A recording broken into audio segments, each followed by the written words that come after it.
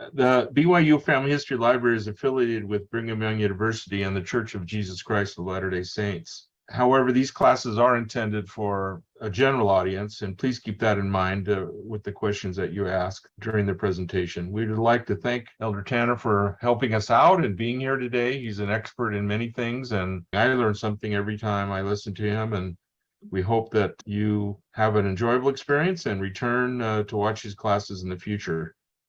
And we'll now turn the time over to him and let him share his screen. Ready to go? Here we go.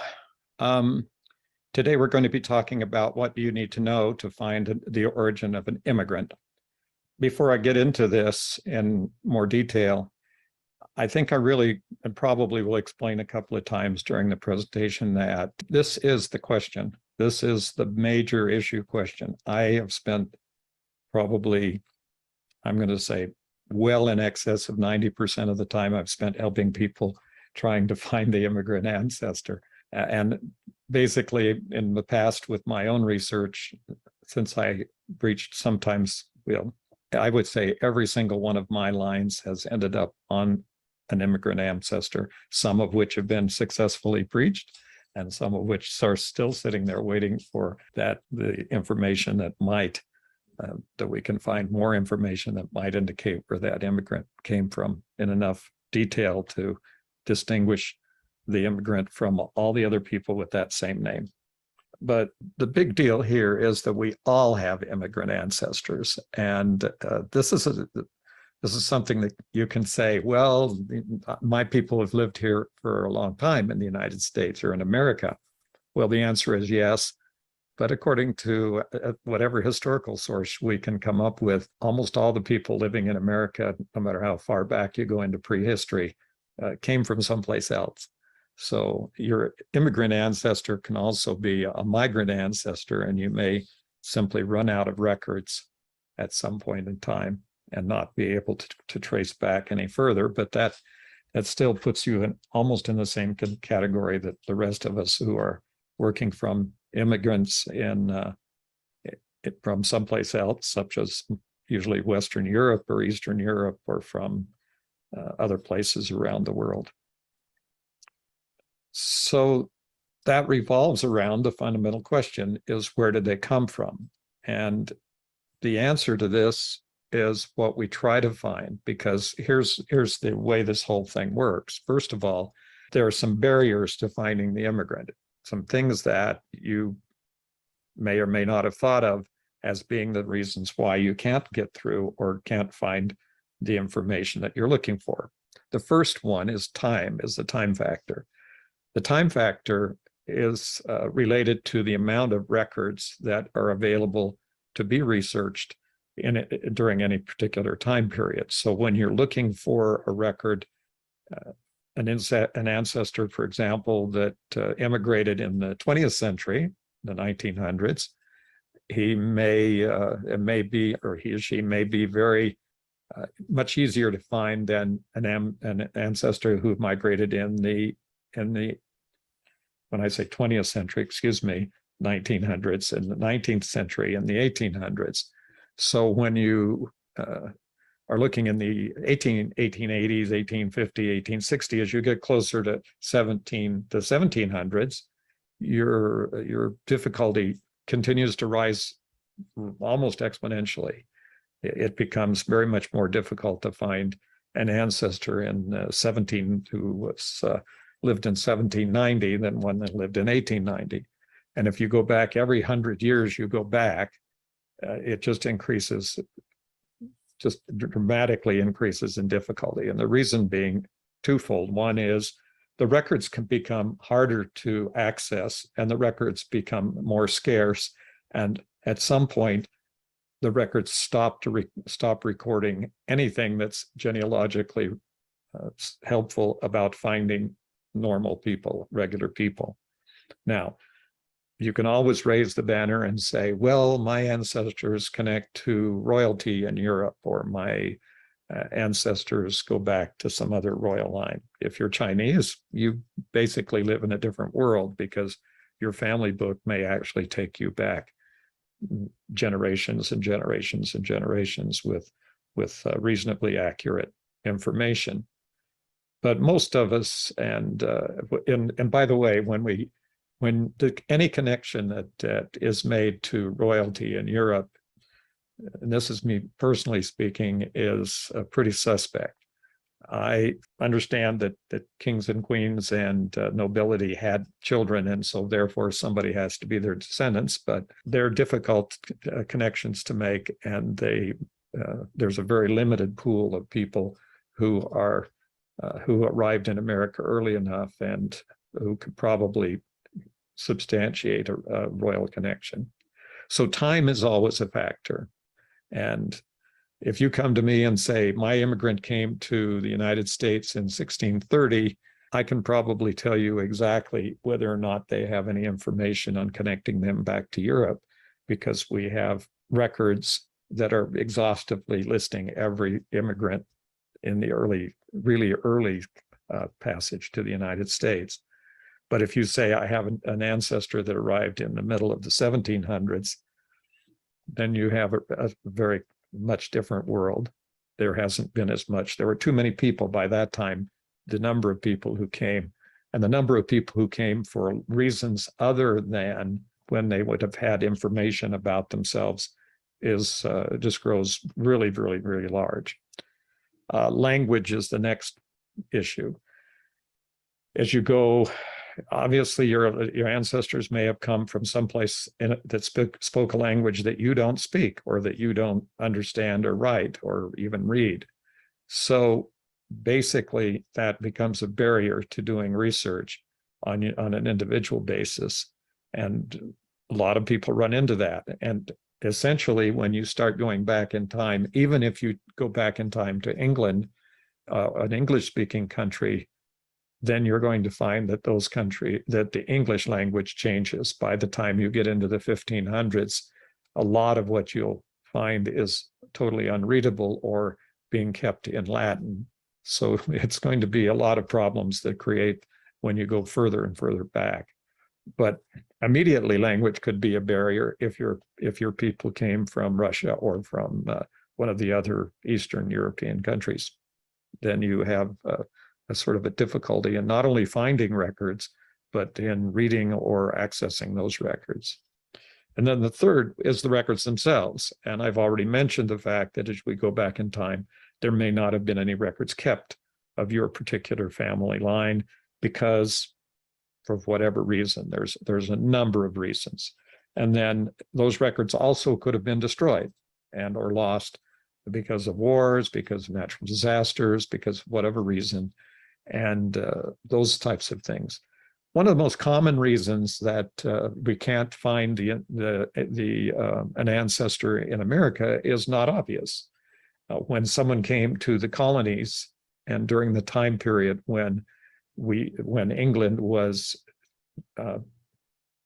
importing slaves or enslaved people into America, at the same time they were importing a lot of other people. They were called transported people, who were people who had committed some sort of crime, even a very minor crime in England, and were being shipped all over the world. And they were shipping a lot of people to Australia, and Australia maintains that as kind of a heritage, and they even celebrate it, that their ancestors were criminals who were transported to Australia. In the United States, we generally kind of ignore or completely deny that fact exists. When the number of indentured servants, these are non-African enslaved people or other nationality enslaved people, were being transported to America, the estimates run as high as 40% of the immigrants were in that transported category. And there is a very, very high incidence of those people changing their names and their identities when they either finished their indenture or when they escaped from their indenture. And so the fact that a record simply ends in any one of the colonies, Virginia, or Rhode Island, Connecticut, or whatever, may very simply reflect the fact that person didn't want to be connected back to England or to wherever they came from originally, Scotland or even from Ireland. There's other reasons. One of them is assumptions and traditions. I ran into one this past week. I got a request on one of the consultations I'm doing for the Family History Library in Salt Lake that they said, a lady said she wanted to prove that her ancestor, she wanted to know the proof of her ancestor was an Indian princess. And basically that's one of the general myths of genealogy, and took me about 5 minutes, lit maximum, maybe 5 or 6 minutes to find an extensive article published maybe almost 100 years ago, completely debunking that entire idea that that particular person was an Indian. And so I sent her that link. By the way, she didn't show up for the consultation, but I was always wondering what could I have said it politely when I talked to her. Also understand that genealogical records originate, are recorded, and are maintained geographically. So this raises the essential core issue of doing research, genealogical research, and that is the location is the most important factor in any research. You can have 2 people with the same name. You can have, like I have currently now, 8 people with the same name that were all born within a few miles of each other in this exactly the same time and within a 5-year period. Exactly the same names. And so the only way we're going to sort out and begin to understand where these people are and who they are is by identifying the location. And that brings up the next issue of finding the immigrant's ancestors means finding the place of origin. In other words, when we say the place of origin, we mean a place where the first records of that person were being kept. And that's generally, in Europe, it's usually a church record. And, or in some cases, late enough, it could be what's called a civil registration record. Something that recorded the birth or the christening or baptism of that individual so that we know in a location where that occurred. And finding the location is the only way, or discovering some document that it has the location is the only way we'll be able to find the record, because as I just mentioned, all the records are organized geographically, and without the geographical designation, we can't find the record. And so we can't, even if we know approximate birth date, that doesn't help us. But even approximate place doesn't help us. And that kind of brings us to the next one, which is a new rule of genealogy, and it's Rule 15, which I have yet to publish, which I will be publishing shortly. And it's Germany in 1864 is not a place. And the reason why that is a rule of genealogy is because this is probably one of the biggest non-factual issues that can be raised, that is raised in the immigration issue. It's numbers of people who have come to me or to other genealogists and said, I need to find my ancestors. And where did they come from? Well, they came from Germany.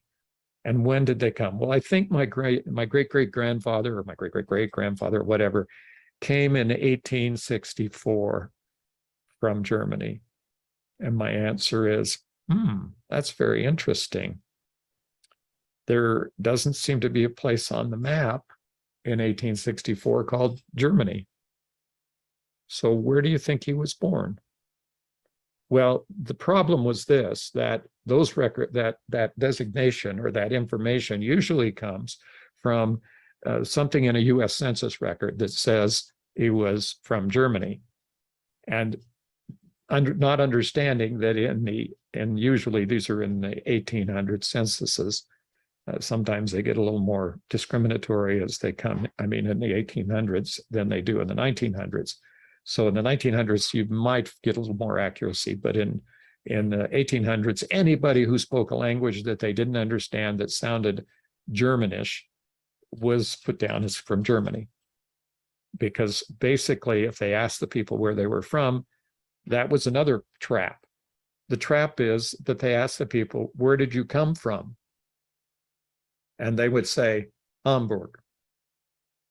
And then they would put down Germany. Well, that's fine, except Hamburg was not the place they were from. That was the place they got on the boat. So asking the place where they were from was like asking, which airport did you take off from? And then they would put down that. And they could have come from any place in Eastern or Western Europe because they used that as a port. The other problem was that many times they took a boat from Hamburg to Liverpool, and they came across the Atlantic from Liverpool. And so you get the same thing from England as they say, well, they were from England, and what they meant was they took a boat from Liverpool. So this is the kinds of things that you need. Now, you have to kind of differentiate because there were people who actually were from Hamburg, and Hamburg was not even specific enough for us because Hamburg is a state and a district in Germany as well as a town. So finding somebody who's actually from the town of Hamburg takes a little more effort than simply trying to look in a place called Hamburg. If you need this kind of an experience, go to the Family Search. When you go to familysearch.org, go to the catalog and put in a place like Germany, and then go to places within Germany, and then just pick one and go to places within whichever state of Germany you want to pick, and look at all the places. And that will give you an idea of how complex this can become. This is the golden rule of doing research for the immigrant. The research for the origin, all immigrant research, begins in the country of arrival, not the country of departure. So if they came to the United States, then, or to the colonies, or to America when it was just being settled, whenever, any records that could be made here on this side of the immigration or any other place in the world where they arrived. If your people went to Argentina, if they went to Uruguay, if they immigrated to Brazil, if they immigrated to the Philippines, if they immigrated to whichever country of the world, you start where they ended up, and you start with their last and most recent record, and that is any kind of evidence of their death. We want to know where they died, and we want to know where they were buried. And that gives us a location to start the research for doing immigration research. Otherwise, you're just floating out. And my analogy is always this, that we have, it's as if you are, if you decided to go fishing and you went out on a large lake and you took your rifle with you and you started randomly shooting into the water, hoping to hit a fish. Now, the answer is you might hit a fish, but what are the chances of hitting the fish that you wanted to find? Almost none. This is the point. And the point is that once you need information, and that information has to come from the country of arrival or some connection, something, a letter, a certificate, anything that says from the town. Now, what if you have a family tradition that they came from a specific town? That's fine. That's the answer. You begin there. And that is one way to do it. And make sure your genealogy connected with the sources that support every parent-child relationship. Okay, so this is my relationship back to someone called George Sisson, clear back in 1644. And so the question is, do I have a record that connects me to every one of the steps going back that says that that ancestor was the son or daughter of the next one up, the parent? So if I go start in the middle here, is Thankful Taft the daughter of Mary Kenyon? Do we have a record that shows that they had a parent-child relationship? What does that mean? It means we have some document that indicates that Mary Kenyon was the mother of Thankful Taft. Anything that shows that. It could be a census record, but back in 1700s, we didn't have censuses, and except till 1790. And so back in 1733, the only documents we would find is if someone recorded a birth, or a church recorded a birth, or baptism, or some other ordinance, or a death record, or some letter, or a Bible, or on and on, the number of records that we can go and search that may show this parent-child relationship, a probate record, a land record, anything that happens to show that this person was the daughter or the son of that next person up in line. And when you think about this in an objective way, you'll realize that if you don't have that record, then any connection between those two people is hypothetical or non-existent. So if you really want to know how far back your genealogy goes, which is a question people ask me, which is really kind of a ridiculous question, it automatically shows me that the person asking the question has done almost no genealogical research, if any. But basically they'll say, well, how far back does your genealogy go? Well, my genealogy goes back to the first person who does not have a source-supported parent-child relationship. And that answers that question without telling any particular dates. Now, this is another issue. When we talk about our ancestry, that ancestry can be anything that creates or someone who was cared for in a family. We're not particular. It's not like we're excluding step parents or adopted parents or guardianships or any other kind of relationship.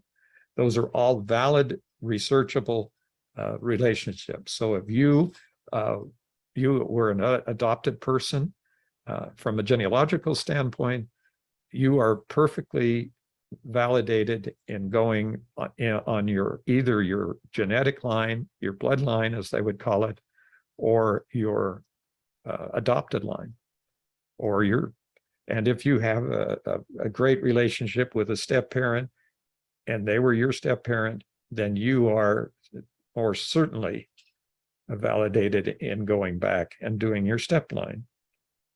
So those are all valid lines. And there's nothing in the problem we have today is not the question of whether we are validated in doing this kind of research. It's because the programs don't support it very well. And it's hard to visualize separate lines. But if you go on search, for every child, if you click on the little edit mark by the child's name, you'll see a way that you're able to set the relationship. And these relationships are all contained there. So you can set any relationship you want in the family tree and follow any line you want to follow back. And then if you want to follow multiple lines, you have all the validation there is from the genealogical community to do that. One thing that is extremely important about even beginning to search for the immigrant ancestor, you need to make the effort to search everything you can find about every descendant. Why? Because if there were any records kept in the family, it's very possible that those descendants were the ones who have the records or preserve the records. And that's where you may find the information. And it's not unusual. This is from the family search. This slide is from the family search family tree, and you'll see something that's very interesting about this. A lot of these people here died young. So we have 1711, 1714, but we have a significant number of them where we have no death date. So if we go down through this list, Richard II, 1710 deceased, Mercy II, 1713 deceased, Elisha II, and none of these people, by the way, except the ones that have little gray arrows by them, have a spouse or any children. So the ones that we would look at here are Richard II, Mercy II, Elisha II, going on down, John 2 and Hannah 2 and Azariah 2.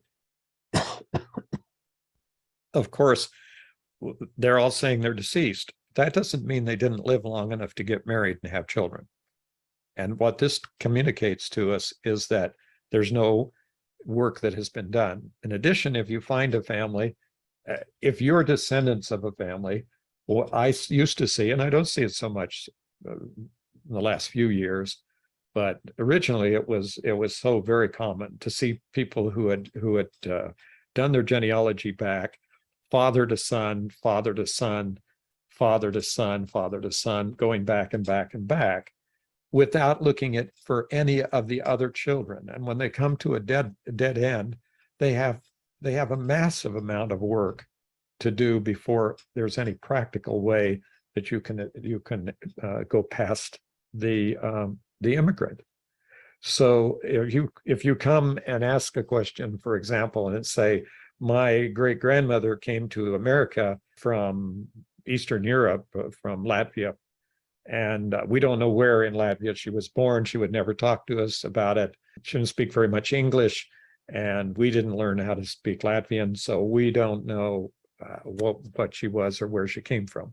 So we look on their what they have on a family tree, and we find out that they show her direct line back to her grandmother. Well, did your grandmother have any other children? Oh yeah, she had 10 children. Well, where are the 10 children? Well, we want to know where the grandmother came from. No, we look for entire families. We do that and extend that out, and that's called cluster research. But we're not going to go into that today. But that basically says your chances of finding information about the immigrant increase with the number of people that you're able to talk to or work with. So study the Research Wiki. The Research Wiki is on Family Search up under the Search tab. It's the last entry, and it says Research Wiki or whatever language you're looking at. And basically, this is the instructions. If you go here, this is a very, very long article, by the way. And I would recommend that you read through all the articles and you start clicking through the links to see all the information and the records and where they come from, and become at least initially oriented towards the magnitude of the record sets and the magnitude of the number of records that you would necessarily have to go through until you find the person. Just one example that comes up at kind of at this point in my usual discussion about immigration is, so suppose you tell me that your ancestor came to the United States essentially very early in the history into New England. So your ancestor came back in say 1640 or 1650, maybe 1670, and came to the New England colonies as they were constituted. But you can't find anything. You get back to the point where you find them in New England, but you can't find anything further. There's just nothing. There's no census records. There's nothing. So where are you going to go? Well, one thing you may not be aware of, and perhaps you are, and if you are already to that point, then you can feel good about having made that jump. All of the records for birth, marriages, deaths, and all the rest of the information about these people is generally kept in the town records. And the only ways you're ever going to get the records any information out of a town record, until we have artificial intelligence reading the whole thing and indexing all the names, is that those town records have to be read page by page for the whole time that ancestor happened to be alive and during the time of that. You may find a birth record. You may actually find information about where they came from. You may find other relatives in those records who may have records showing where they came from. And so you can then use that information to go back to England and start looking in the area where they came from to establish it. But if it makes you feel any better, which it shouldn't, if you go back, if we talk about the Mayflower descendants, the Mayflower passengers who came across and landed in 1620 in what they thought was Virginia and turned out to be Massachusetts, basically very few of those people, less than a handful of those people, have any verified connections to anyone in England. Notwithstanding what is put into family search, family tree consistently, if you go to the source of that information, which is the what are called the silver books from the Mayflower Society, you will be able to see very shortly in the first paragraph about each of the immigrants, whether they had any connection to England or not. And so when there's things like that that are relatively easy to resolve, that you can basically say, well, here's some more records you can look. There may be a possibility of this, but it'll turn into a long time, almost lifetime pursuit. One of my earliest beginning researchers was to research back to my Tanner line. Obviously, we like to do surname lines. So I did my Tanner line and found out that the end of the line is the immigrant, and there has been nothing shown in the last 20 or plus years since I began that process that has changed that. And we still don't know who the immigrant was and where he came from. We don't even know if he was born in Rhode Island or whether he was born in England. So that's kind of the issue that we have. Okay, so what I'm trying to say is we need to break out of the four main record syndrome, and that is what you will find on a very high percentage of the sources listed for almost every entry in the family search family tree, for example. You'll have vital records, you'll have census records, you'll have perhaps a cemetery record, usually find a grave or something like that, and some hand-me-down records, maybe a reference to my grandmother said, or a JEDCOM file or something like that. This is generally the records that the people have for their ancestors. Unless you break out of that and start going into all of the other records, for instance, let's just start with probate and land and property and tax records and all of the other things that go along with living in one of the early colonies or on the eastern seaboard or any place in the United States, then your chances of actually finding these people is very slim. And so you need to expand your research horizon. You need to go past, well, I've looked in all these records and I never found anything. And the answer is every one of those records probably suggests many other records for that your family could be, where your family could be located. Whenever I think about people who tell me that they've looked everywhere, I always come up with the question that, oh, you must have searched in the New York Public Library. And they say, well, what does that mean? And I said, well, I'm sure if you looked everywhere that you went to the New York Public Library. And they say, well, why would I go to the New York Public Library? My people were from wherever, Virginia or Georgia or someplace. And I said, well, it's just the fact that the New York Public Library is one of the largest repositories of genealogical information in the United States. And I would assume that if you get to the point where you have looked everywhere, you would start looking at all of the other repositories that may have had records or may contain records, even if they were from Georgia or from Florida or from someplace else. Because there's another rule of genealogy that says records move. That's the whole rule. And once you understand that, you know that you can go look for records just about any place, but they're still going to be organized geographically. So if New York Public Library has records on Georgia, they'll be in the Georgia records. So that's kind of the saving thing. One of the things that helps is to learn about immigration patterns during the time your ancestors lived. Where did they go? What did they do? What kind of occupations did they have? Where would they have ended up? What other records may be available because of the people they were there? One of the most common records that I leave, let's say someone says, yes, my family came from Germany and they settled in Pennsylvania. Well, Pennsylvania has an enormous body of genealogically valuable records. And one of those enormous valuable records are many of the areas where the Germans came and settled also had newspapers, and they had newspapers for the whole time your people may have been living in the community. And the question is, you need to search the newspapers. Well, not all those newspapers are, and they're all in German, by the way, and they're not all indexed. And how do you search newspapers? You search newspapers the same way you search town records or parish registers or anything else.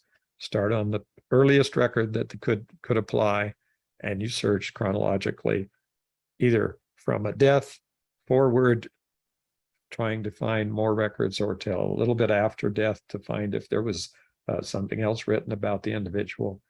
And those kinds of searches are the bread and butter of and the normal activity of the genealogical researcher. So always look for the broad category of records. I don't know how many different ways to say this, but I keep coming up with new ones. There's just no one record. There's no one way to find an immigrant record. I had an ancestor who was recorded. My great-great-great-grandfather was recorded as being born in Ireland. And his daughter, who was a genealogist and spent most of her life accumulating a huge collection of genealogy, recorded his birth and a place which defied my ability to find on any gazetteer, on any map, or any reference to it in any kind of a record. It was just simply written down incorrectly. And my surmise, my guess is that he was directly from Ireland and spoke with a tremendously thick Irish accent, and she just transcribed what she heard, and what she heard was not the place where he was born. And so what happened is I spent years looking for the place and looking for one record that might tell. And I finally found that record in a marriage record in the Family History Library in Salt Lake that was not available any other place. So basically that kind of information, it has to be, you just have to be consistently thinking, what other records have I not ever looked at or ever seen before? And you're sitting, if you do this in a library, it's wonderful, because then you can just start pulling books off the shelf, or you can start going through the card catalog and looking for every book on the subject of what you're trying to find. So here I'm mentioning clusters again. That's family, neighbors, friends, work associates. Think of yourself. If you're an average American citizen here in the United States of America, my question is, how many times in the past few years have you had to fill out a form for you or one of the members of your family that gave some information about you personally? When you went to the doctor, when you went to apply for a loan, when you went to buy a house, when you went to buy a car, when you went, how many times have you asked to fill out your information? Well, if you think about that, that didn't change. Bureaucracies have existed back in antiquity. The problem was that the bureaucracies didn't bother recording some information back then because it wasn't important to them. But as individuals became more and more important, and the bureaucracies sucked in all that information. So when you think of work associates, you never think that, well, maybe this person, where did this person work? Well, if they worked any place in the United States, there's probably records, that their employment records. And you think, well, who would have employment records? I'd look on Family Search, they don't have that many. I'd look on, where would they be? Well, the answer is they may be someplace where those records were kept. Where were they kept? One of the most common places to look for employment records are special collections libraries in the United States. There's every significantly large university and many colleges all have libraries. Almost all of them have libraries, and many of them have special collections. And in those special collections, they simply suck in documents. And they may have had, for example, the headquarters of that particular railroad or that particular steel industry or that particular whatever was in that town where that university is, or in that state. And all of the records from that company may be in the special collections library or in a historical society or in a dedicated historical society like a railroad museum or the steel museum, or the coal museums, or there's just a lot of places. So those are the kinds of things that we need to look for. And that's what cluster research basically expands, looking for more individuals than just the focused individual that you're trying to find. The other thing is to talk and write to people. This comes up when you get on a program like Ancestry, where they show you constantly, or MyHeritage even more obviously, where they show you people who share an information about an ancestor. And as you go back in time and you're reaching the immigrant, you're going to find all these people who are descendants from that immigrant that maybe you don't know. Well, if you're really determined to find the immigrant, and the immigrant isn't so far back that nobody seems to know anything, then you need to talk to the people. And that's especially true if you're looking for a recent immigrant, someone who came to America in the last 100 years or to another country in the last 100 years or so. Just absolutely necessary to go talk to all the people who may be descendants, because one of those people or one or more of those people may actually know all the information that you need to know. And I don't know why there's some kind of a hesitancy in talking to these people. For instance, myheritage.com is organized completely around the idea of exchanging information between family members. Also look for naturalization and citizenship records. After 1906, if your ancestor arrived in the United States and in other countries, there's going to be a point in which they became a citizen of that country and may have had to specify the exact or register with the exact place of birth. The reason 1906 is significant is because that's when naturalization records began to be processed in the federal district courts, the U.S. courts, not the state courts. Previously, the state courts, it's a hit and miss. You can find a naturalization back in the 1800s, but it may also say they came from Germany or from France or someplace, which is not helpful. Take a DNA test. This will give you some overall ideas of your ethnicity, which, by the way, is going to continue to change as they get to be more focused. But it also gives you matches. If you have a DNA test on one of the large online databases like Family Search, or like MyHeritage or Ancestry, you would be able to see all your matches, and some of those people come from all different parts of the world. Now, if you just happen, and the other thing you focus on is surnames. So let's say you find a name that has a surname that is the same as your direct ancestor, and you do some kind of a preliminary looking at their family tree and your family tree, and you guess that this person may be another direct ancestor, direct descendant of that immigrant ancestor. You certainly want to find out what they know and who they know. And this gets to be more and more useful the closer you get in time. If you're looking for your 1600s, your DNA test is going to be not that helpful.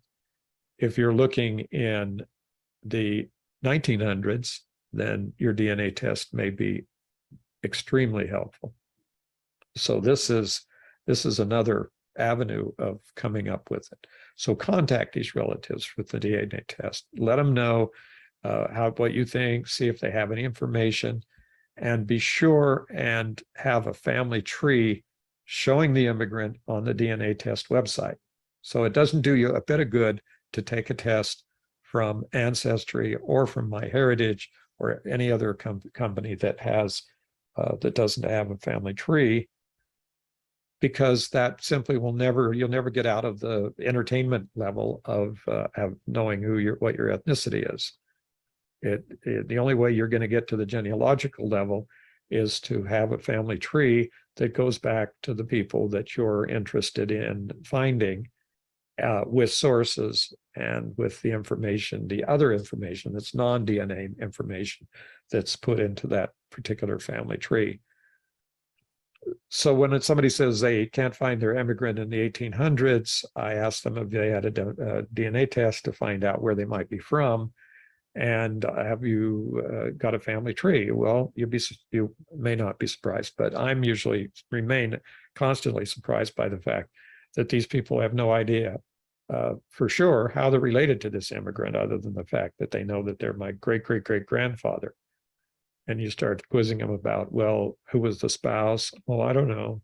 And who was the, it just doesn't, there's just needs to be this whole mass of information. Breaking through to the final breakthroughs to the immigrant come from an extensive amount.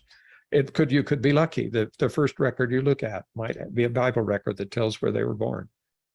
The second, it's not predictable. But if you get into the status of most of us who have dealt with immigrants that have defied anybody's research for the last 100 years plus, then you probably are going to have to go through this entire process to make sure that you're looking for the right information and that you have the right immigrant. So one thing that's helpful is to go to the Internet Archive, which is the other major genealogical website that you may not have heard of. It's the Internet Archive. It's archive.org, archive.org, archive.org. And they have 35 million plus books, which includes everything you can think of. This is the largest online repository of information that we have today that's accessible. And it beats the Library of Congress or National Archives or anyone else, because this is all accessible. It's searchable, word for word searchable. So we basically have this great resource here, and you need to just go in and find what they had to say 100 years ago about your family.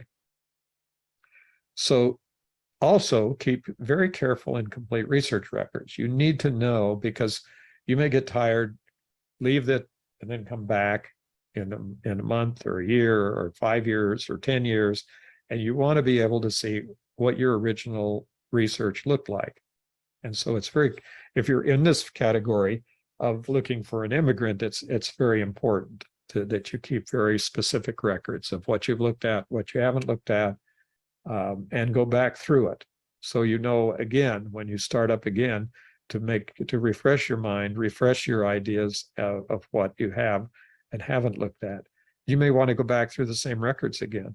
Maybe now they're indexed. Maybe now you have a better chance of finding the information you were looking for. Okay, and don't always just keep hammering away on the immigrant. I don't like the stories where they come back and say, well, I've been looking for 25 years for this person. My answer is why? What is there about this person that you think is so much more important than all the rest of your ancestors? They're back in the 1600s. You have a couple of thousand grandparents. So why are you worried about this guy? And it's usually because of the surname. Not always, but it's also a lot of reasons. A lot of times it's because they're trying to connect to royalty. So that's just another reason that comes up. So ask for help. Here we are. This is the BYU Family History Library website. And you can see over here on the right-hand side, free classes and webinars, which is where you are today.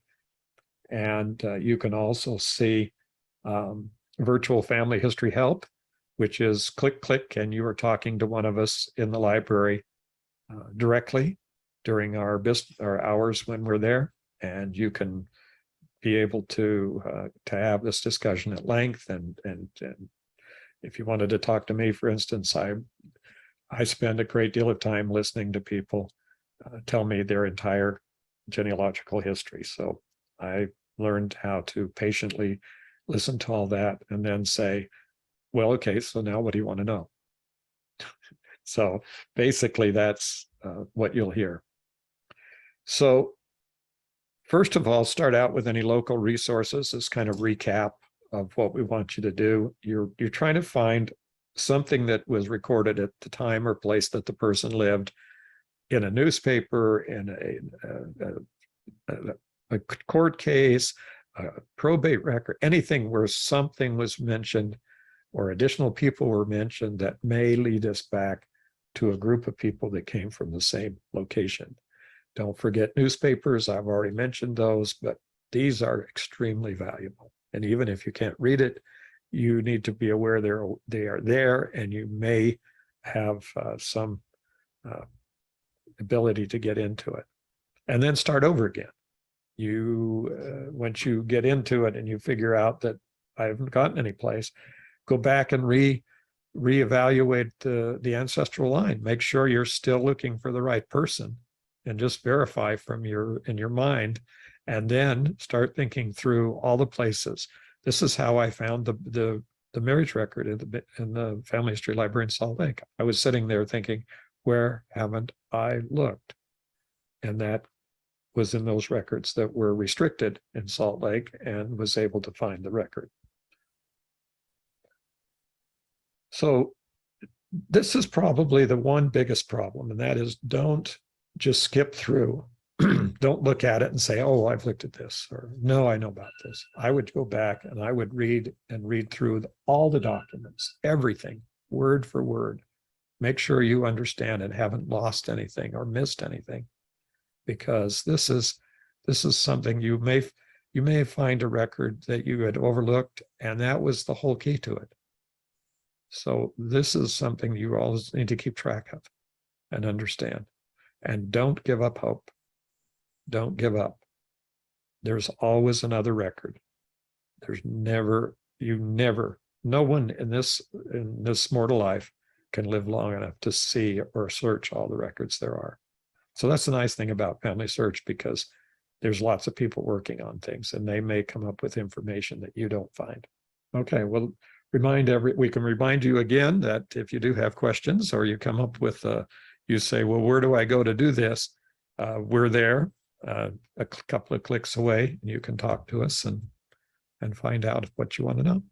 There's over 100 missionaries working at the BYU Family History Library who can help answer your questions.